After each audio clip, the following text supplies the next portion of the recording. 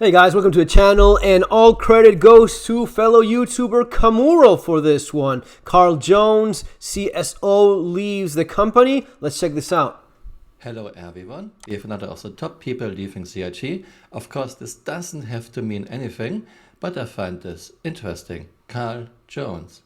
Carl Jones was working for Crytek for almost 7 years, and from October 2014 until today, he was CIG's Chief Strategy Officer, CSO. Yeah, it's a good question. I suppose we gamified the whole economy system. Right. He said we gamified the economy system? That's what he said? Fucking these guys, man. I think he did.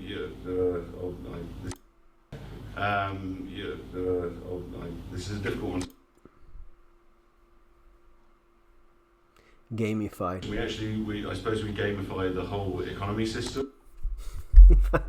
We gamified the economy system. For those clowns out there that you're ruining the economy with your insurance, you're ruining the economy because you should not be able to buy they gamified the economy, the real economy. That's the game. The game is you buy ships and you fly them around. What about the actual game? What about the content? None of that fucking matters. They gamified the economy. They actually gamified, let me use the right word. And our friend here, I don't know the guy, best to him in his future endeavors and so what Carl Jones almost said was, we gamified monetization. The game is you buying ships in the website. You will spend more time looking at the website and seeing what you can upgrade, what you can CCU, what you can melt, what you can buy, than doing anything else. That becomes the game. He says as if they almost hit it by accident. Let me show you a little bit more. Right. This is a difficult one to be super brief on. So, when we first started selling ships that aren't in the game yet, we didn't want the player to feel like they're not getting anything. So we gave them a loan ship, and then they said, "Well, okay, but now I've got 2 of those. I don't need 2 of those." So we said, "All right. Well, how about this then? If you pay for a ship, we'll let you have that amount of store credit, and then you can swap it for any ship you like." Right. And then they said, "Yeah, but can I get it back if I want it back?" Yes, okay, so we allowed them to do that. And I said, what if I want to... Not the money. The money is gone. You can melt. You can basically melt is the store credit. You can return the ship for store credit. You never get the money back. Any cent you put in there, gone. 30 days.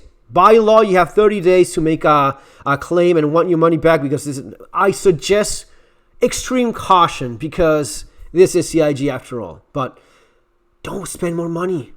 Just spend as little as possible. I know that some of the Auroras, get the Avenger Titan. That's the only thing I keep on saying, because it is the thing that allows you to enjoy some of the things in this tech demo that we have. But they came across this thing where people said, okay, so I give you the money and I give you the ship, okay, right? What now? A slightly more expensive ship than I've got. So we said, oh, okay, well, you can pay and spend a little bit more money and get a better ship then. Right. That then suddenly became the biggest gamified system. I mean, it's extraordinary. There's whole sub-communities talking about, well, if you get this in-game object and then you upgrade it to that one, this one, this one, and this one, you save £50. So, this is the way everyone should do it. So, it's not just £50. If you are, and it sucks that this is part of what we have to talk about in a game, but if you make the chain of buying with fresh cash, with real cash, instead of buying in-game money, currency that you got back from a ship you returned, basically, if you put in new money, you save you can save up to 70% of the price of some of the big ticket ships, right? I've done that. So yeah, I'm not ashamed to admit it. Why not, right? I'm in no fucking hurry. I'm just, I waited, 2 years for the Polaris, and it wasn't even what I had in mind. I was waiting for fucking Banu Merchantman. That was my original chain. And that's never coming. That's obvious enough. The people that were working on that have left, and the idea was Yeah, it was just abandoned like so many things. This is something that you actually had. And if you're not even using it, I never fucking use that thing. Honestly, you want all the pure, it is for the content. I get it for the content because I know you guys want to click on that shit. So yeah, every once in a while I force myself to do a video showing the damn Polaris. Or I should, I guess. But just to play, Titan, honestly, the Taurus, that's maybe the best one in-game right now. Decent guns, decent cargo. But not really a game. It's more of a tech demo. We try to have fun. But this guy is explaining that it's the gaming of the monetization system in itself, which is genius. And he admits that he basically came across by accident. They were like, well, you bought the ship, right? You pledged, but I want another one. You're coming up with new ships. And sort of by accident, but really, we can make a lot of money with this. People keep on buying ships. Okay, but we can't expect people to buy yet again. No, well, you can upgrade it and so on. And even if we do give people like a little bonus for a referral, like I get when you use referrals from the channel, that's money you're never going to see back. You can only add to it. And it gets to a point where it bothers me to have like 4 or 5 different Pulse motorcycles, right? What's the point of that? Or Hoover quads. But that encourages you to, very clever of them, well, you put it 10, 15, 20 bucks to get something else. That it's not the same dumb shit that you have already.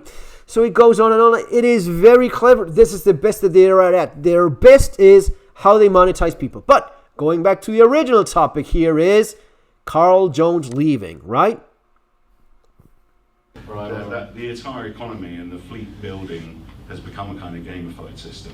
Yeah. Hi everyone. After a decade, helping Cloud and So the buying of the ships is part of the game itself by design. At this point, this was years ago, and deleted by Knight Rider. That never fails. So the boat is sinking, and on the bridge jump, the first, yes. I think the boat is sinking. Is it sinking? I don't know. I just believe that there's a good chance it is. Maybe it's not. Maybe it's gonna be fine 10 years from now. Or maybe it crumbles next year. Or maybe it does not last but till the end of 2025. I don't know. I think it's in trouble. I think it's not doing great. There's a lot of people leaving. They fire some of the more experienced people, or they just leave on their own. I mean, we saw Pappy leave, which was okay, things are changing here. Now, you have more and more, and you have more of the younger people that are not. You know what happens with the younger people? You're fucking scared. You don't want to lose your job. You're just getting started. You don't have the experience. You don't even have the age to go and say, no, what are we doing here? You shut up. You're barely a fucking intern. Shut up. Now, if you've been in the company for a long time, you're a grown-ass man. Hey, look, guys, what are we fucking doing here? Now you know what we're doing. We're making... No, seriously, what are we doing? Well, we're monetizing this thing. That's what we're doing. Okay, can we please, we're crying out loud, monetize, but also kind of make a game? No, fuck you, get out of here. And you leave the company.